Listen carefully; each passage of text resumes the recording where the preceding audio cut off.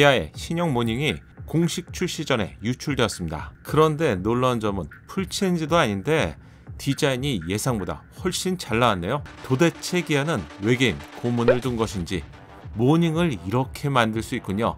단단한 조약돌과 같은 야무진 느낌입니다. 그런데 이 디자인은 플래그십 SUV EV9과 닮았잖아요. 제가 멋진 모닝이라고 표현한 적은 아마 이번이 처음인 것 같습니다. 기아 이스 디자인. 이번에는 가장 작은 경차까지 이렇게 놀라운 디자인으로 변신시켰네요. 그럼 얼마나 달라졌는지 비교해 볼게요. 등급상 모닝은 기아에서 가장 낮은 차량인데 디자인만 본다면 상위 차량과 충분히 견줄만 합니다. 디자인을 보면 세 발의 LED가 삽입된 헤드램프는 뚝 떨어지는 수직형 램프로 변경되었고요. 수평형은 아무래도 안정적인 느낌인데 수직형으로 달라지면서 웅장한 느낌을 부각시키는 디자인입니다. 두터운 입술은 마치 웅이 아빠를 연상시키는데요. 동시에 미니가 연상됩니다. 하지만 개인적으로는 모닝의 디자인이 더 멋지군요. 이게 바로 기아의 디자인 실력인 것이죠. 헤드램프의 디테일은 한마디로 놀랍습니다. 기역자 형태의 DRL이 위와 아래를 완전히 감싸는 대담함을 보여주고요. 헤드램프에서 그릴로 이어지는 안쪽 영역을 빗살무늬 패턴으로 삽입하면서 강인하면서 공격적인 인상을 구현했습니다. 기존 모닝 램프는 K3의 꽃잎 디자인을 계승한 것 같은 느낌인데 일부러 좀 공격적인 인상을 만들려고 했죠. 하지만 전체가 조화된 모습에서는 결국 귀여움이었습니다. 하지만 신형 모닝은 하나씩 뜯어봐도 각진 디자인을 발견할 수 있고요. 전체가 조화된 모습에서도 기존과는 전혀 다른 공격적인 디자인을 완성했습니다. 여기에 감각적인 블랙 가니쉬를 잘 활용하면서 이렇게 달라질 수 있다니 사실 놀랍네요. 신형 모닝을 보면서 계속 떠오르는 차량이 플래그십 전기차 EV9인데요. 램프의 크기와 개수는 다르지만 EV9을 줄여서 내연기관으로 만든 것처럼 디자인의 결이 비슷합니다. 아이러니한 점은 기아의 가장 막내인 신형 모닝과 최상위 플래그십인 EV9을 비교해보면 기가 막히게 동일한 디자인을 볼 수 있습니다.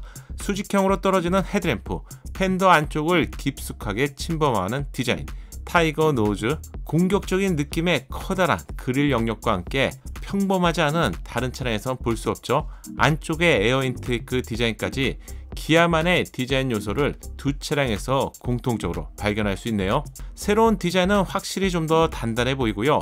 기존 경차에서 뭔가 많이 부족해 보였다면 앞으로는 경차의 기준을 바꾸게 될 것 같네요. 새로운 휠 디자인도 각진 형태로 휠에서 네모네모한 디자인을 좀처럼 보기 힘들었는데 기하학적인 디자인을 적용했지만 어색함은 크게 느껴지지 않네요. 후면부 디자인도 많이 달라졌습니다. 먼저 테일램프의 디자인을 보면 어깨가 넓은 건장한 남성을 연상시키는데 그래서 좌우폭이 훨씬 강조된 디자인이죠. 여기에 얇게 점등되면서 심플함을 더했습니다. 전면과 후면을 동시에 비교해보면 기역자로 꺾이는 디자인은 완벽하게 조화가 되네요. 기존 모닝 후면과 비교해보면 사실상 큰 변화는 없는데 왜 이렇게 달라 보이는 거죠? 동시에 기존 차량과 디자인을 비교해 보겠습니다. 테일램프 안쪽을 수직으로 곱게 떨어지게 다듬었고요. 램프 디자인을 안쪽으로 길게 연장한 것인데 사실 조금 손댄 것이죠. 하지만 완전히 다른 차량처럼 보입니다. 그런데 새로운 디자인은 기아가 중국 시장에 출시를 앞두고 있는 EV5의 후면부 디자인과 비슷한 느낌이죠. 로고 위에 테일램프가 위치하고 있고 전체를 위에서 아래로 감싸면서 시각적으로 작은 차량을 더욱 크게 보이는 디자인이라고 알려드렸습니다. 여기에 앞권은 스키드 플레이트의 디자인인데요.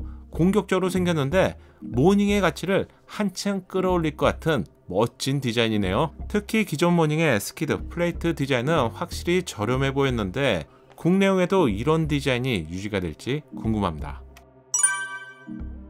실내도 유출되었습니다. 레이아웃을 포함한 기존 실내가 거의 그대로 유지되는 것을 알 수 있는데요. 그런데 한눈에 봐도 딱 달라진 점이 있죠. 바로 계기판 디자인입니다. 모닝에서 가장 아쉬웠던 점이 아날로그 계기판이라는 것을 이미 여러 번 알려드렸는데요. 제조사는 최신 차량처럼 보이기 위해서 디스플레이 크기를 늘리거나 지금처럼 아날로그 방식을 디지털로 변경하는데 계기판 내부의 그래픽에 있어서는 니로나 다른 엔트리급 차량에서 볼 수 있는 디자인을 공용으로 적용했네요. 한 가지 더 아쉬운 점이 있다면 1.0 가솔린 엔진은 76마력의 9.7 토크를 발휘하면서 경쾌한 움직임을 보여주지만 좀 더 짜릿한 펀 드라이브를 포함한 가파른 언덕을 쉽게 주파하는 넉넉함까지는 갖추지 못했죠. 만약 터보가 추가될 수 있다면 캐스퍼의 킬러가 될 수 있는 면모를 갖추게 되겠죠. 여러분의 생각도 댓글로 함께 알려주세요. 모닝의 등장으로 캐스퍼와 레이가 경쟁했던 경차 시장은 모처럼 3파전을 예고할 것 같습니다. 구독과 알림 설정을 통해서 다음 시승 영상도 놓치지 마세요. 감사합니다.